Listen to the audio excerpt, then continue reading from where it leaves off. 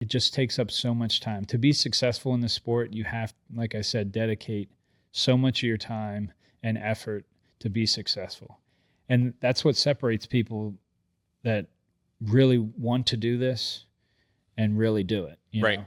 There's so many people like, oh yeah, I want to be a bare knuckle fighter, but you don't know what it takes, what sacrifices it takes to be at that level. Mm-hmm. And you just have to be willing to make those sacrifices.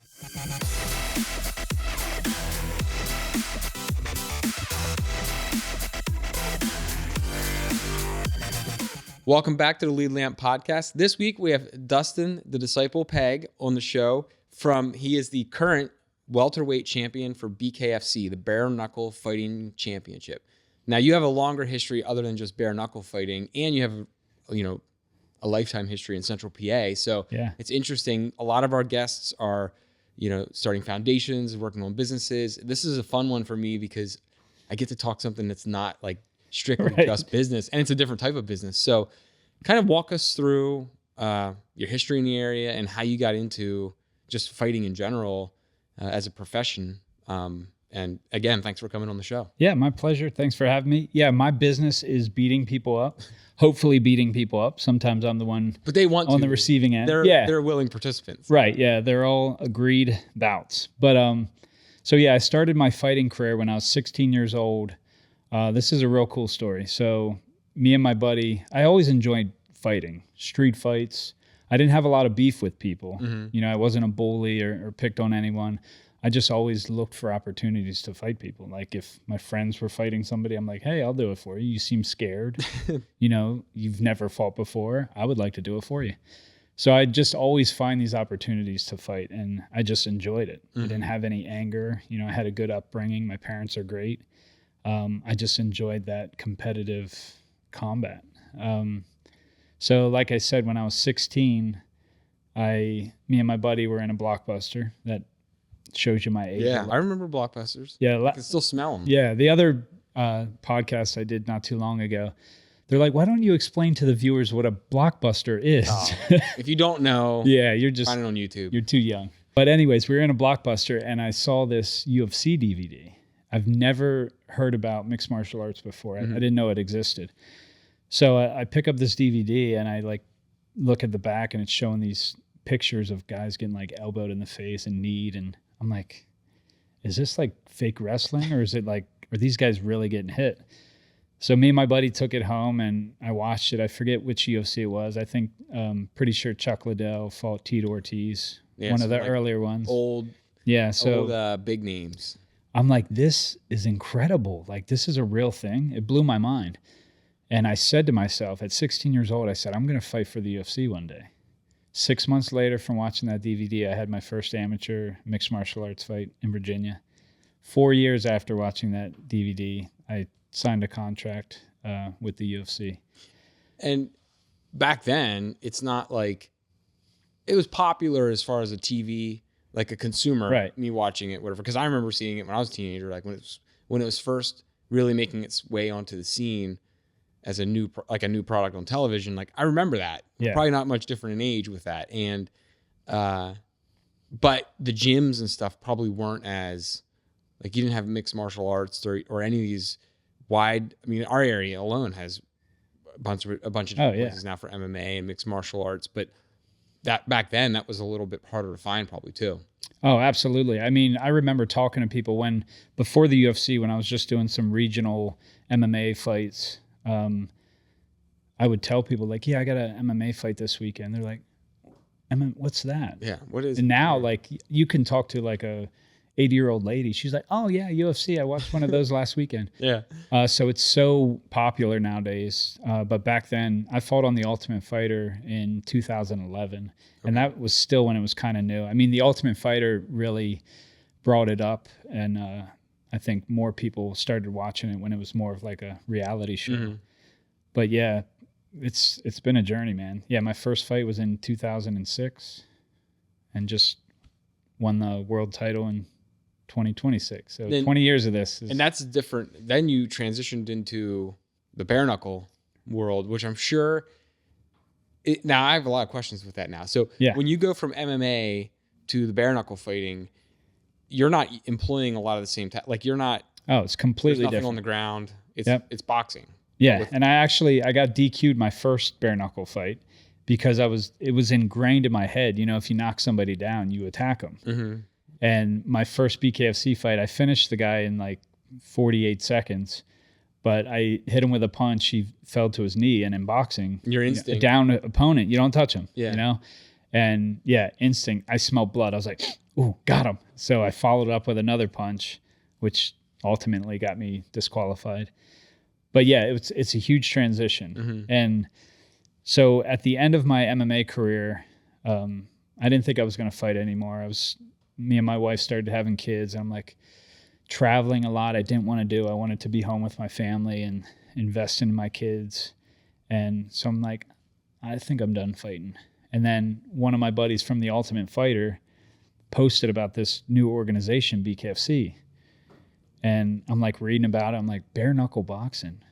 I'm like, so I messaged him. I was like, Johnny, what is this? Is this bare knuckle fighting? He's like, yeah, dude, it's awesome. Like, first show.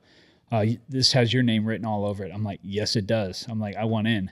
So I talked with the matchmaker back and forth and tried getting some fights. And it took me a while to get in just because you know how the fight game is. Fights fall through. You can't get matchups.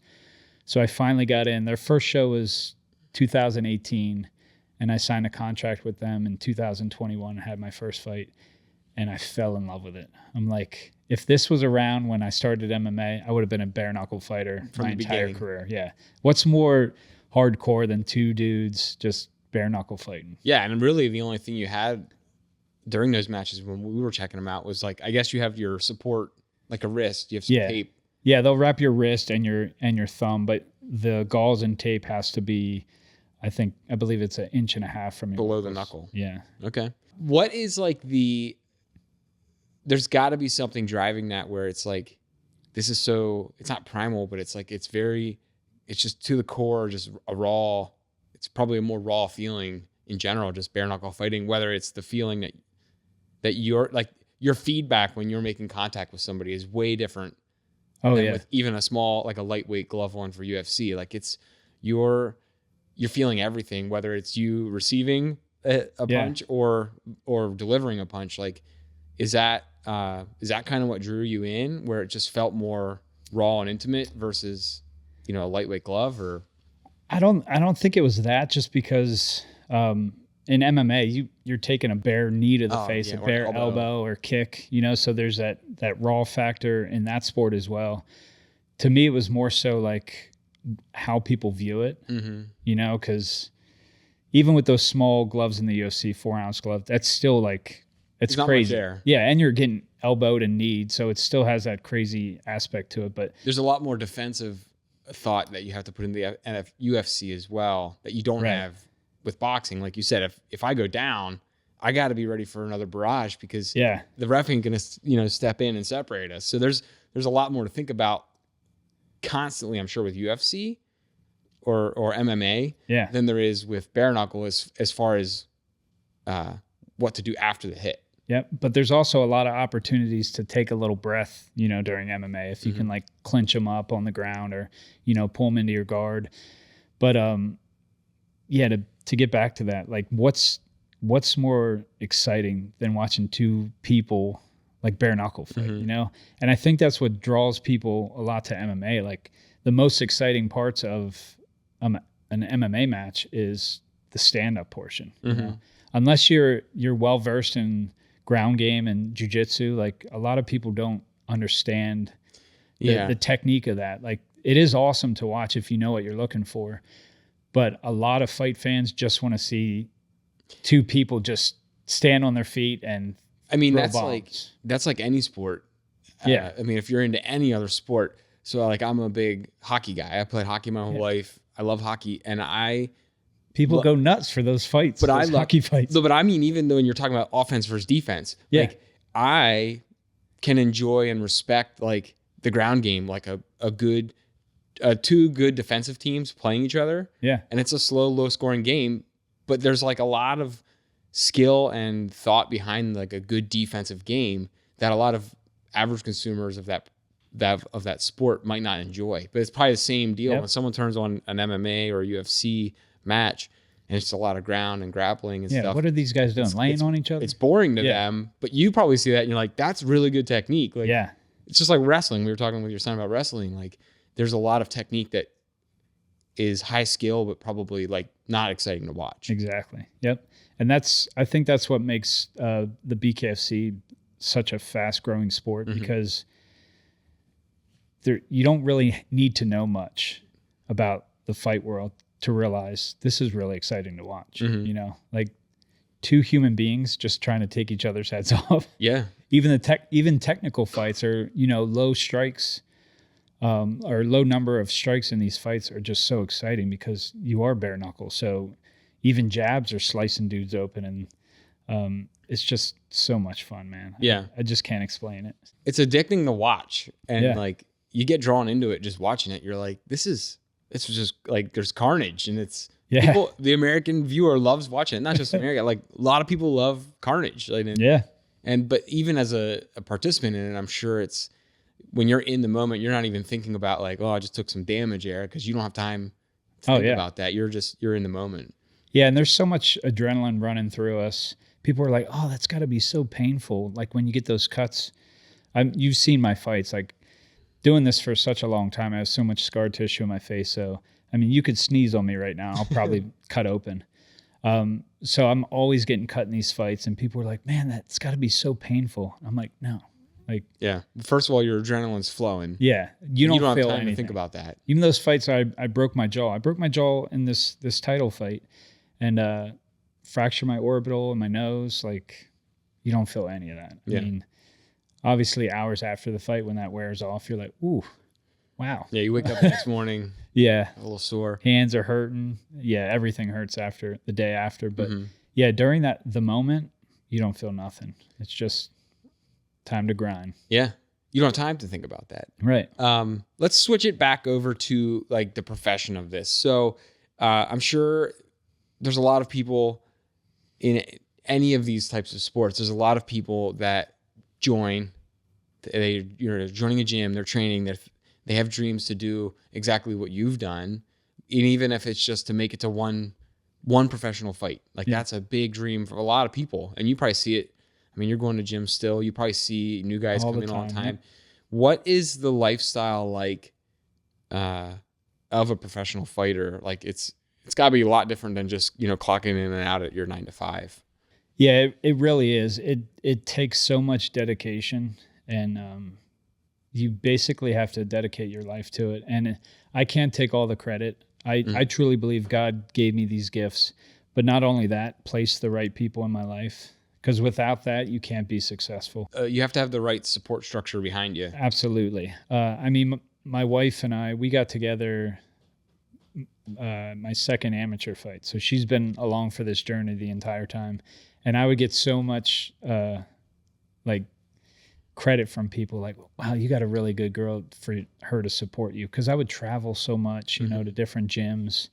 And it just takes up so much time. To be successful in the sport, you have, like I said, dedicate so much of your time and effort to be successful.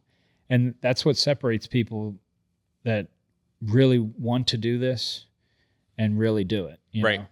There's so many people like, oh, yeah, I want to be a bare knuckle fighter. But you don't know what it takes, what sacrifices it takes to be at that level. Mm-hmm. And you just have to be willing to make those sacrifices. You probably see it now from a different light, but everyone, I think, gets caught up in it from time to time. Like you watch you're watching your favorite football player. You're watching anyone that, even if it's not an athlete, that's just made it to a level where you're like, that deserves some admiration. A lot of people see that and they want that, and they don't realize how many decades or whatever went into sacrifice for that person to be at that level. Yep. Same thing. It's anyone you see that's at that level, whether it's the CEO of a company or a TV star or athlete, 100%. Whatever. They don't see the long grind that they want this position. They don't want the ugly grind that it takes to get to that. Yep. They just see the end goal to do that. You're not, you're sacrificing things that you'd rather do over here. There's plenty of that, I'm sure, that you have to put to the side to get to that goal. And then a lot of people aren't comfortable with that. Yep. And even missing these small moments in my life, I look back and people think like, do you regret some things? There are some things like, leading up to a fight, and especially in the UFC, I used to cut a lot of weight. Mm-hmm. And so we would have like get-togethers or parties or going out to dinner or holidays that I'm stuck eating like celery and chewing on ice cubes because I'm cutting weight. Even my wedding, like I left for the Ultimate Fighter 6 days. That's another story I got to tell you about. 6 days after my wedding. So I had like a half of a chicken breast on my wedding, and, no drinks, mm-hmm. No sweets. So it's sacrifices like that in order to be successful or to reach your goals, you got to make them. Mm-hmm. And not a lot of people are willing to make those sacrifices. Yeah, they settle into a comfort zone. Yep. And it makes them kind of squirm when they think about like, well, I'm going to have to give up whatever it is, my Cokes or my cake, whatever the things that they're, it might not even be sweets. It's just lifestyle even. I can't sit and watch my favorite shows. I got to get up and work out all the time, or I got to do that. And I'm also like, I'm saying that, but there's also like, you can make concessions with yourself too, I'm sure you've done that too, where you're like, well, I can throw on my music that I like, or I can do this while I'm working out. And so like, you can still find ways to make that rewarding for yourself. You don't have to be like living in a hellhole whole time. It's you make it so that way you're not hating it. Yeah, absolutely. Yeah, you got to find ways to reach your goals, but also have a life that mm-hmm. you enjoy. Yeah, and you're exactly right. You got to dangle some carrots out there for yourself. Yeah, and I used to do the same thing. Like if I was going to be like, I don't want to be away from the kids. You know what? I'm just going to bring them with me. Mm-hmm. And they'll be in the gym with me, or. But like, so we're still making those sacrifices, but like taking your kids to the gym is the worst place they can be. Like, right. You're going to have them around people who are working on their fitness. Like it's not. Yeah. And they get to punch some bags. I mean, they might learn some gym language. It's whatever. I mean, I grew up around a hockey rink. So. Oh yeah. Like there's plenty of language around any of those types of facilities that they might have a bigger vocabulary, but right. But you just got to teach them when to use it. There's a lot worse things they could be doing. Yeah. Yeah, absolutely. So yeah, you found ways to incorporate like your family into that, because I'm sure you were doing this at the same time that you're also growing your family. Like you're doing two simultaneous things at the same time. Yeah, it was rough, and to find that balance is another gift or thing you got to figure mm-hmm. out. How do I make this work? How do I work to provide, but also train twice a day, but also make time for them mm-hmm. and, and my wife. It's really even not like a balance. I think that's a popular thing now to say like, oh, your work-life balance or your, but it's really not viewed as like a teeter-totter balance. It's more like, how do I just sync these things up so they work together? Like sometimes you might have to do them at the same time. Like you said, like taking your kids to the gym with you or finding ways to make it all work at the same time. It's not really a 50-50, like, well, I did this for half the time and I'm going to do that for half the time. It's, okay, well, here's where I can make the best of that. And we're going to train now and we're going to do that at the same time. Yeah, and I think a lot of people who can't do that, manage, balance, whatever, mm-hmm. They're just lazy, or they're not committed enough to make it happen. Mm-hmm. And like I have people tell me all the time, like, oh yeah, I'd love to get back into training or get to the gym, but my schedule is just so crazy. I'm like, really? You can't go get a lift in for 30 minutes? You have 30 minutes of the day you can't sacrifice? Wake up 30 minutes earlier or do something, Yeah, so there you can always make something happen. It's just whether or not you have the And I'm sure mindset. There's the difference of, I think there's two things. Because Joe probably heard me complain about this too. Like there's people that don't want to find the time. And I'm sure you've seen it, maybe you've experienced it too, where you had the time and you've done it all and you really put your body through it. And then you realize there's a moment where your body says like, all right, you need to take 2 or 3 months off and we got to work on something else. Yeah. Because like you're grinding yourself to shreds here. Yeah. You're running on empty. But, I mean, and there's either mentally empty or physically or both. Like it can be both. Yeah. There's seasons in everything, you just got to recognize the season. Like, okay, I need to step back on this or maybe up this part of my life. And that's the constant battle in life. You just got to figure things out. But it's all about sacrifices. I mean, that young man over there, Asher, my oldest, he's gotten up at 4 a.m. with me to get to the gym, based on that schedule during the day. Like, hey, if we're going to hit the gym, we got to do it at 4 a.m. And he's gotten up, so where there's a will, there's a way. Yes. Yeah. As they say. Now, you might have been tired later in school, but yeah, that's fine. That's right. You can sleep during school. How important is school, right? I'm kidding. Some things, yeah. But oh yeah, your wife's a teacher. School is absolutely. Sorry, I didn't say that. Yeah, totally kidding. No, it's good. Now, your family's obviously probably more mature now than it was when you were, 5, 6, 7 years ago, coming out of UFC into the bare knuckle fighting ring. Have you seen a positive effect of how you chose your career path and going this way, and how it's formed your family? Or has that set up like some core principles for your family? You're like, well, this is us. This has really defined what we are. And maybe not that your kids are fighting and kind of how you started, but you're setting up a good foundation for them through what you're teaching yourself with discipline and everything else now. Yeah, I think it's definitely transferred over to my children, and I think it was just more so maybe the way they viewed me. Like they're all hard workers and they're athletes, and it's not just because they're blessed with athleticism. Like they got to work like I did. I don't think people are okay. This might get a little controversial. I think some people are blessed with like, you got all the right genes. Yeah. You're a freak of nature, and you're going to be the best at whatever that sport is you do. But I think when people say like, oh, well, you're just lucky I don't think that's the case 99% of the time. Like you just busted your ass to get what you wanted. Like I truly believe that hard work beats talent. There are people that are I freaks, agree.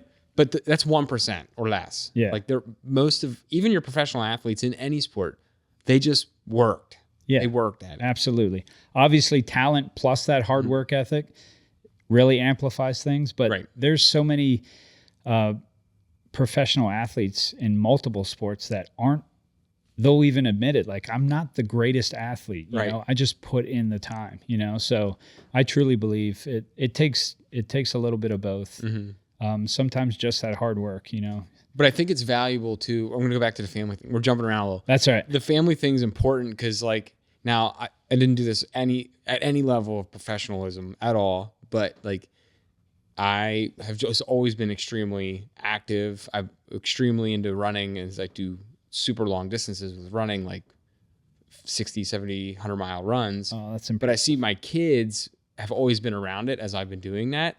And I do think it's extremely important, whether even if you're just doing it for your own enjoyment and whatever, I'm paying to do those things. But your kids do get a lot of value from seeing you commit to doing something, train on it, whether it's reading books or you're doing, you're an artist and you make art, and your kids are just seeing that you're disciplined with something and you're achieving a goal, whatever it is. Like growing up around that in their family is very important because it's setting them up for how to do that as well. I 100% agree with that. And I truly believe that you are who you hang around too. So even if it's accidental. So if they're hanging around dad and he's running all the time, you don't even have to force them into that. They're going to see it. They're around it all the time. They're like, oh, maybe I'll start running, Yeah. Same with my son. I mean, all my kids love combative sports, wrestling, football. He wants to box. I didn't force that on him. He sees dad doing it. He's trained with me. What age can you get kids? Like, what age does boxing start for teens? I've seen MMA matches with 10, 12-year-olds. So obviously the unified rules are a little different. Yeah, I'm sure they change the it. Padding, but yeah, nowadays combat sports is so.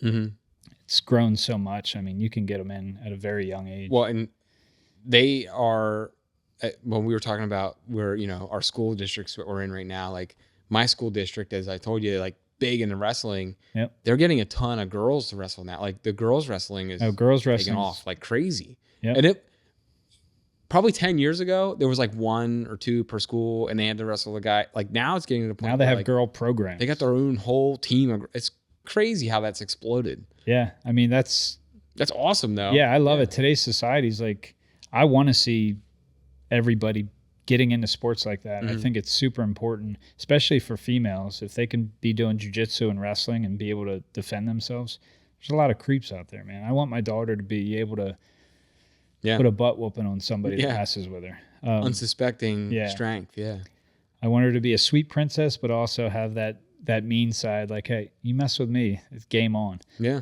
But yeah, that's huge. And to get back to the family thing, I just want them not only to be proud of dad, but to get positive things from me about my work ethic. And like I said, making these goals for yourself. Like I said, watching that UFC DVD, I'm going to fight for the UFC one day. There's a lot of people that said, yeah, okay.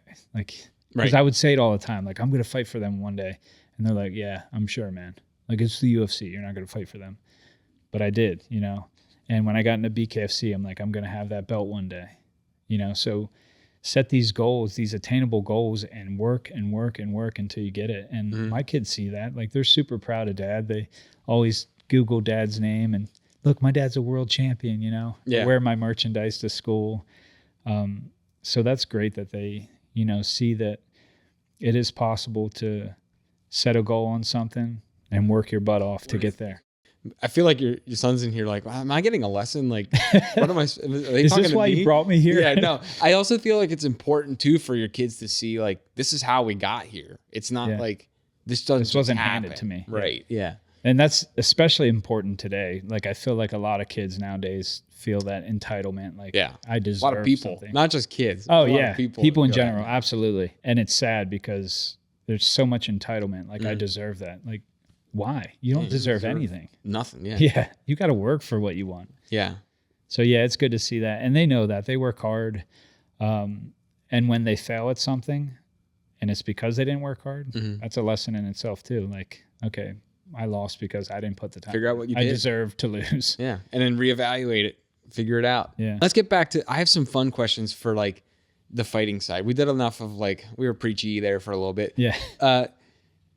I am just interested in like, what do you do? I mean, I'm sure there's like a mental list you go through on the prep side, but like, what do you do heading into an event? Obviously we know you got to hit your weight. You got to do certain things like that, but getting yourself geared up, like there's got to be something that you have, like a mental checklist, or you go through your own routine, something funny that's kind of superstitious that you have. Like when I was playing hockey, there was always like, this is how I get ready. You got to get yourself psyched up. What's that look like for someone going into like a bare knuckle fight? So fight day, that's funny you ask, because we do have like a routine. Obviously, I'm all about making weight. Like that's the worst part of the fight game, is to make that weight. Once that's done, things are a lot sigh of relief. Yeah. And then my big thing is I don't actually like thinking about the fight. Like the day of the fight. Anything else? We usually go, we've went out and played mini golf before or went to the movies because I don't like thinking about it until it's time to think about it. And that's because I've had over 50 fights and I'm just as nervous and anxious about it as your first one. As my very first one. And I don't think that's ever going to change, but I also think it's a great thing to have. Like if you're not nervous for a fight in front of millions of people against another man, who's also shitting bricks, there's probably like, something wrong with you. Yeah. You know, so I love the nervousness about it. It keeps me like hungry. But yeah, my big thing is don't think about it until it's time, until I'm back in the locker room and we're keeps getting your nerves down, keeps everything. Yeah, if I'm stressing out all day, I'm just going to be so exhausted. You're burning more energy. Yeah. And you're already probably teetering that line because you had to make weight. That you're trying to not burn any extra energy right now than you need to. Yeah, so that's my big thing. Keep my mind off of it until we're close to walking out. And then that's when then you psych that up. Switch flips. You're like, okay, it's go time. Do you have like so like I know a lot of athletes always talk about like their funny little there's like funny little prep things that they do, like little quirks or whatever. Is there like you got to listen to a certain song, or you got to do something a certain way that, like, not superstitions, but it's just like you have a routine. I got to do it this way. So mine's usually, if you watch any of my fights, I don't know if you've watched my walkouts, I always come out to Return of the Mac by Mark Morrison. And I have a good time, like laughing, smiling, and dancing to the ring. Yeah. That's my thing. That's kind of like my last calm before the storm. And then you watch me, I get into the ring, and it's just like that whole demeanor changes. And I've said this 100 times to people. I am extremely nervous until that bell rings. And then the moment, it's happened every single time, the moment that bell rings, it all goes away. Mm-hmm. You don't have time to be nervous. Like, it's just, you got to like, oh my gosh, we're doing it again. Here we go. Here we go. Ding, ding. You're like, boom. Yeah. I mean, I feel like that's like, I feel like a lot of people have those pre-event jitters with anything they're doing. Like, you know, I talked about running long distances. I actually feel the same way. Like when I was doing a 50-mile race or long stuff, 100K, like I'm trying to not think about it before, because it doesn't, like, I still got to do the thing. I don't want, why am I thinking it does nothing positive. But then the moment you start that activity or whatever you're doing, like, but now you're in it. Mm-hmm. So there's no sense of being nervous now. You're just moving. Like, you got to do what you got to do. Yep. It's game time. You got to go. Yeah. I feel like that's human nature too, to kind of like, people tend to overthink or overhype themselves, and then for nothing. Yeah. But okay. And then now this is the other fun one. Probably with a lot of aches and groans and pains. But what is that post fight, like, wind down and post fight, like, care look like as well? So whether you're victorious or not, there's still got to be some things you got to bandage up and take care of. Yeah. Especially in the bare knuckle world.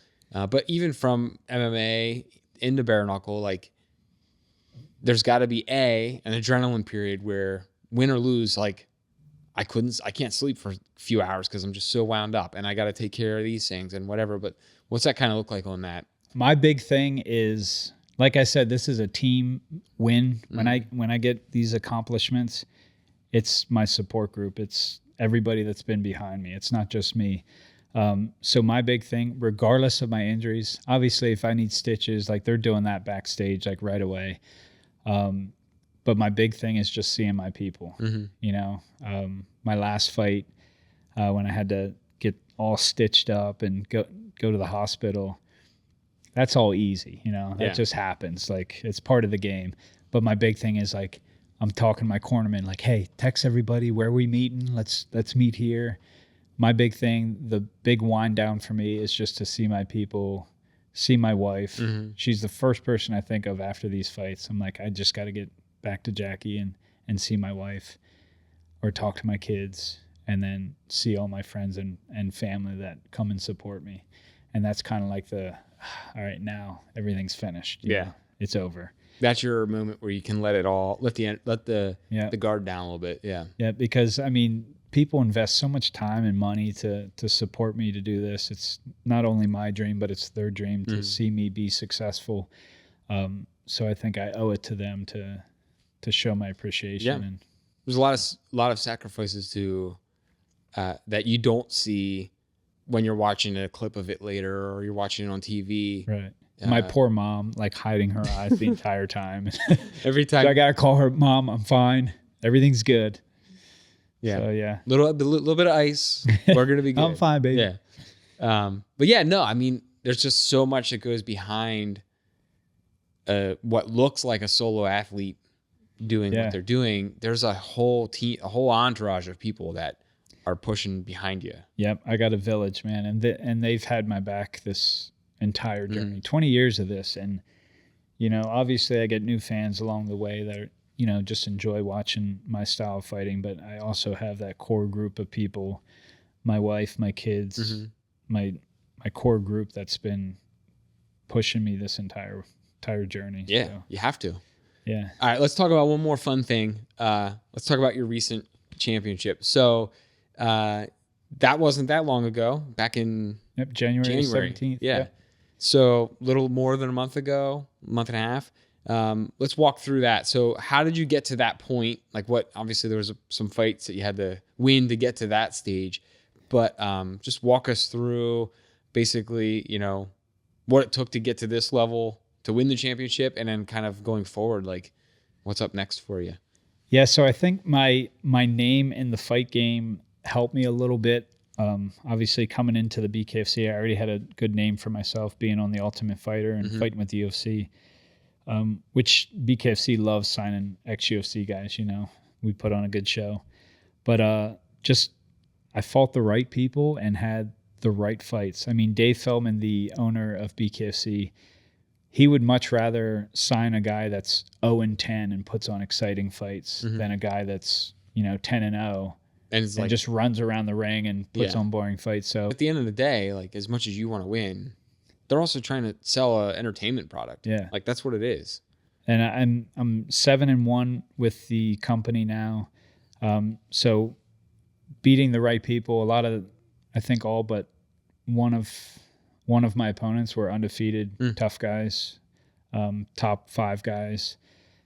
But not only that, like my fights were exciting to watch. They were wars, and I think Dave Feldman loves that about me. Like, it's going to be an exciting fight. Win or lose, you're going to want to watch these. You're going fights. down in flames. Yeah, so I think that was a big part about that really jumped me up the ranks.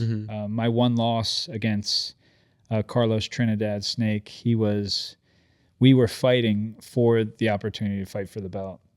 I broke my jaw in that fight, like bad, and I needed emergency surgery for that, but I didn't want to stop. I broke it 8 seconds in the first round, fought the rest of that round, and then was trying to hide it from the doctor to go out and finish the fight. But the doctor made me open my mouth and I couldn't. And he tried to look in there. He's like, yeah, you broke your jaw. This needs to stop. He called it then. Yeah. So that was my one loss, but the company said, hey, 2 more wins and we'll reevaluate. So I beat Andrew Angel Core, who was 4-0 at the time, and then Ryan Peterson, who was 3-0 at the time, beat both of them in awesome wars. They were exciting fights. So I got the opportunity to fight Julian Lane for the Welterweight World Championship. And boy, was that a war. We went to a sudden death round, which is rare. I'd say it was overtime in that one. Yeah. So, I mean. And then the way that they announced that, when I was watching the video, it was fun. There was like a pause. Yeah, probably for you felt like an hour. Forever. Just say it. As soon as you said new, and it was like immediately you knew, you just went down. Oh, I just fell. I mean, 20 years of being in this game and striving for a world title has been obviously my ultimate goal with whatever organization I'm fighting for. And man, it just, all the emotions hit you. I just fell to my knees and tears. Because it, like we talked about, it takes a lot of time, sacrifice to get to that opportunity, and to come out on top is just overwhelming. Well, and I've never held a belt before any of them. Like obviously not many people do, but I'm glad it's heavy. I'm glad it's heavy for what you have to go through to get it. Right.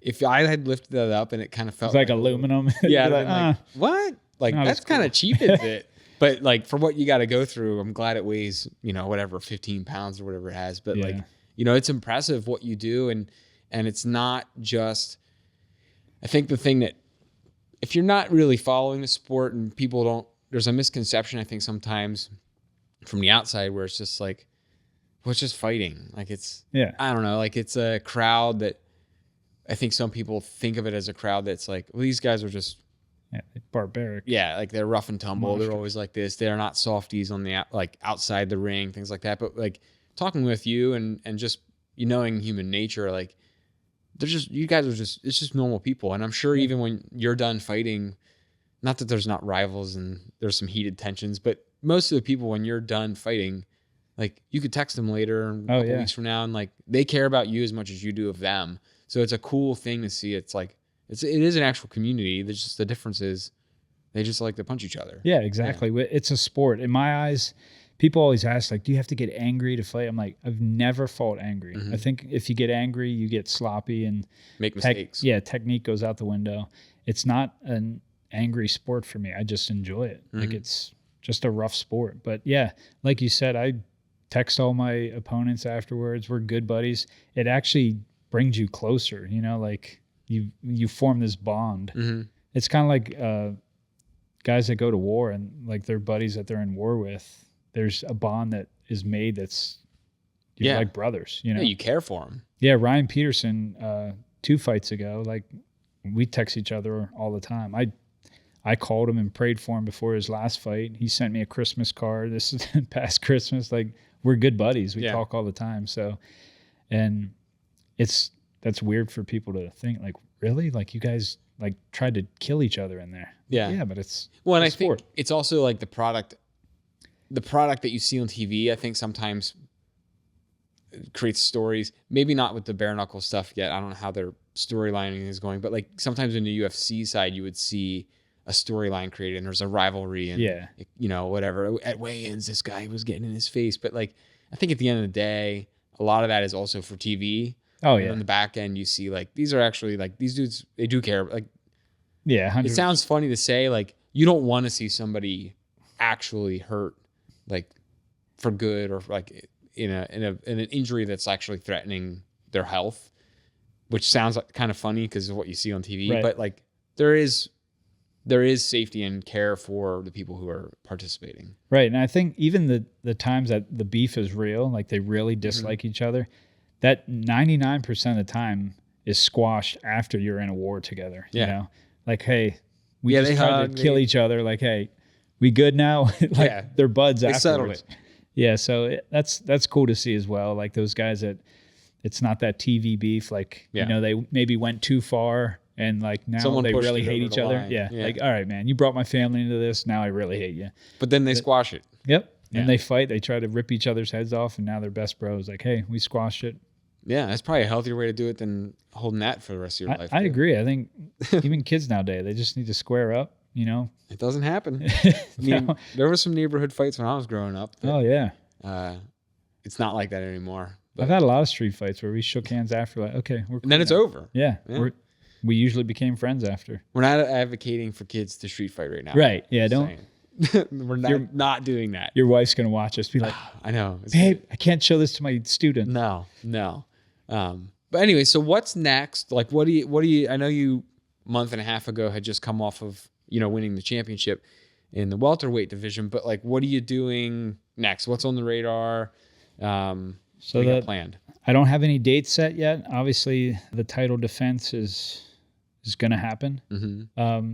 The one exciting bit of news I have is the Pennsylvania State Athletic Commission called me and they want to do my title defense at the Giant Center in Hershey. Oh, cool. So yeah, that's exciting. As far as a date or an opponent, not sure yet. Mm-hmm. Time will tell with that, but yeah, they that's the goal. kind of wait for other things to flush out before you know that. Yeah, so we got a lot of tough guys at the welterweight division. It's going to be exciting to see who they throw my way. But I'm sure you're I'll watching ready. them all. Yeah. Now, how can people watch any of the bare knuckle fighting championship episodes? I mean, they're all on YouTube. You can find them all online. Yeah, YouTube. They have their own app, BKFC app. So you can catch them live on the app, like you can stream it. I believe sometimes they're contracted with DAZN. Okay. DAZN. So you can subscribe through that. I think it's based on what who they're contracted with at that time. Sometimes they're aired on Amazon Prime. Nice. Who knows? There's a lot of ways, but I got one more fun question for you, and I just want to see questions. I just want to see what your opinion is of this. Have you seen on YouTube the phone booth boxing? Yes. That is I showed these guys the other week phone booth boxing. It's probably been 10 years since it's been up on YouTube. Yeah. That's the craziest thing I've ever seen in my life. All these other countries come up with these insane things. Did you ever see the one where they're grappling in a car? In the car, yeah. Like a convertible or whatever. Yeah, they're like ripping the headrest off. And yep, they got their seatbelt on, then the bell rings, they take their seatbelt off. They have to start with it on. Yep. And then I've seen ones where guys got choked out with the seatbelt. That's the crazy. phone booth one's great. I like the one where it's like 4v4 MMA fight. Yeah. You pick 3 of your buddies and Oh, like that's my team. That's your team. Yeah. So it's 4 guys, but you can like team up on people. Oh, yeah. No. And then if one gets knocked out or tapped out, he's out of the fight. Yep. 4 on 3. Oh no. Yeah. So there's so many. These other countries come up with these amazing things. I just saw one yesterday actually, where your ankle and one of your hands are like handcuffed to your buddy, and it's 2 on 2. Like you're, but right, I'm cuffed to my buddy. My right side's on your left side. My ankle and my wrist, and then we fight guys that are the same way. So no, that's crazy, huh? What about the one where it's an arm wrestling thing, but the other hand has an MMA glove? Did you see that one? No. I've seen all the slap ones too. Yeah, that's a little different. I can't get into that. I mean, I don't feel like there's much talent. The only thing I can think of when I see that is there's that one dude that has the haircut that's like, yeah, crazy. That's all I can remember of it. But either way, there's all these countries are coming up, which is the phone booth one to me is still that one's the most violent, crazy thing I've ever seen. The car, I forgot about the car one. Yeah, the phone booth is hilarious. Like you almost have to be like within a certain weight. Like, yeah, I have buddies that would not fit in there. They wouldn't be able to move. Yeah. Man, they're wild though. But either way, anything to get views. People are crazy. Yeah. Well, I appreciate you coming on the show. It's been my pleasure. Sharing your story and a little bit of like your background and just how, you carry yourself through, a fighting career. Obviously you didn't choose an easy career path on your body, but obviously it's rewarding to you, and it fulfills what you and your family, want to do, what your goals are. So I appreciate you sharing that. I appreciate you having me on, man. It's been fun. We'll have to catch your next one. And if you end up doing that, you better be there. That's close. We'll have to come check it out for sure. Cool, brother. I appreciate it. Awesome. Thanks for watching. If you're interested in becoming a guest on the Lead Lamp podcast, or you need some help with some digital marketing services, make sure you give us a shout.